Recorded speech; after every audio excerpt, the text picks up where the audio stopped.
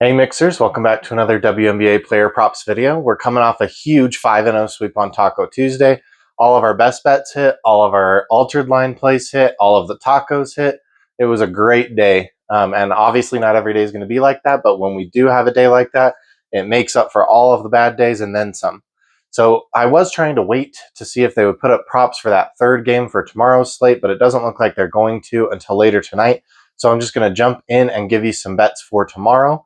I don't have any best bets in this slate yet, so there is no cash giveaway just yet. If I do add some best bets in the comments, then I will just consider all commenters included in that cash giveaway for tomorrow. But we do need to give some cash away for Taco Tuesday. So let's jump into that first. Let's go ahead and spin this wheel. All right, it looks like we have Felix Tortilla. Mr. Tortilla, you are the winner for today. Let's look at Mr. Tortilla's comment. He said, hashtag in the mix. I love Buckers over and RA and McBride under points. Let's go with fingers crossed and a lucky charm. So those both hit for us. Felix, I need you to reach out to me in my DMs on X or on Instagram, and I will get you that money. Or you can email me at elixirmixersllc@gmail.com. All right, getting into the recap, Paige Bueckers over 8.5 rebounds and assists. She had 12.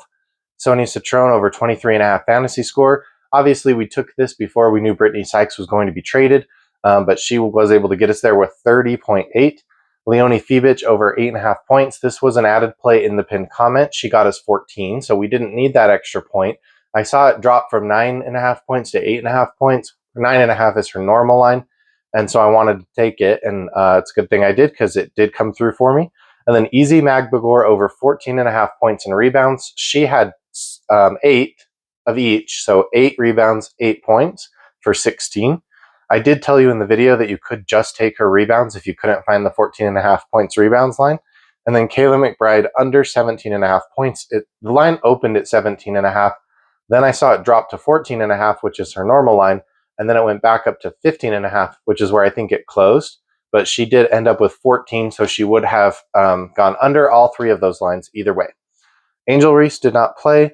Brittany Sykes did not play. And our 3 other goblins, Sonia Citron over 9.5 points. She had 13. Paige Bueckers over 2.5 rebounds. She had 8. And then Ari McDonald over 3.5 assists. She had 6. So all in all, a fantastic day. That brings our total WNBA run for the year up to 85, 59, and 2, which is 59%. We are almost back to that 60% rating that I love. But either way, we're right on that borderline. Today, let's jump into what I have for you today. So the first thing I have for you today is a lean on Cameron Brink over her 5.5 points line. She's had 5 and 7 and 0 in her 3 games that she's played. She is only probably going to play 15 minutes, and she does take a lot of threes. So I do expect her to maybe hit one of those threes and then maybe get 1 or 2 other baskets, and that's about it.